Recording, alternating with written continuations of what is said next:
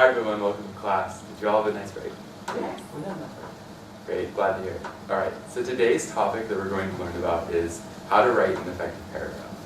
And I'm sure you've all heard of what paragraphs are before. I'm sure you might have even written some. But just to refresh your memory, the purpose of a paragraph is to provide your reader with a coherent and logical structure for your thoughts. So it's a way to help your reader, and it's important to keep that in mind when you're writing a paragraph. And each paragraph should contain essentially one main idea, one main argument if you're writing an argumentative essay, or one main idea that you're trying to explain that's an explanatory essay.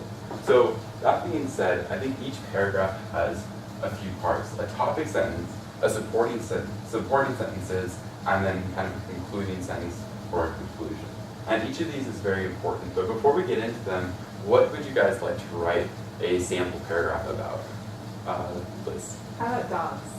Dogs. Okay. Do you like them? Do you not like them? Kevin? Yeah, I like dogs. You like dogs. Okay. So I think a good topic sentence then would be something like the following: dogs make the best pets. Now, the reason that this is a good example of a topic sentence is that it serves the two roles of topic sentences, which are, first of all, to get the reader's attention, and second of all, to tell the reader what to expect within the paragraph. Because if you think about a paragraph as a miniature book, or say a miniature essay, then the topic sentence is the title or the introduction, and it needs to get the reader's attention, but also tell them what to expect within this paragraph.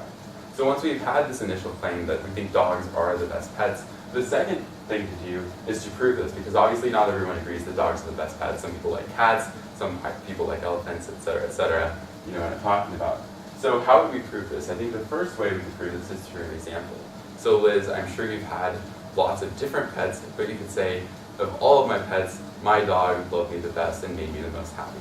So that would be an example from your own life to prove the initial claim, which was that dogs are the best pets. But of course, this is just your experience. So if you want something a little bit more persuasive to persuade other people that maybe they've also had experiences with dogs, you could say, use what's called evidence. And evidence might be something like a scientific study that says that of all people who own lots of different kinds of pets, people who have dogs turn out to be the happiest. And the reason that this is good evidence is that it applies to a lot more people than just yourself. So with your examples, with your evidence, you can support that initial claim, which was that dogs make the best pets. And that leads you to the final part, which is the conclusion.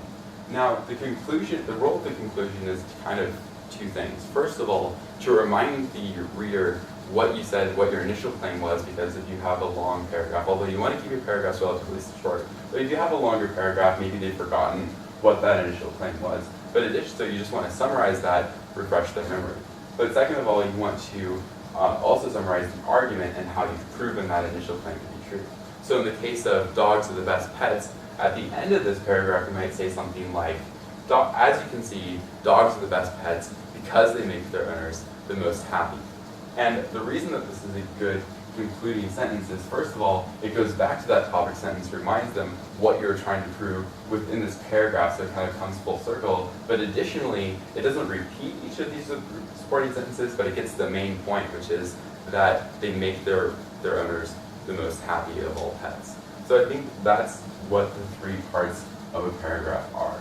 So as you can see, this is almost a little bit repetitive, right? We've had the topic sentence where we said what we were going to say, then we said that in the supporting sentences, and in the conclusion, we kind of repeated that. And this is actually by design, because what we're trying to do is to just drill home what that initial argument was.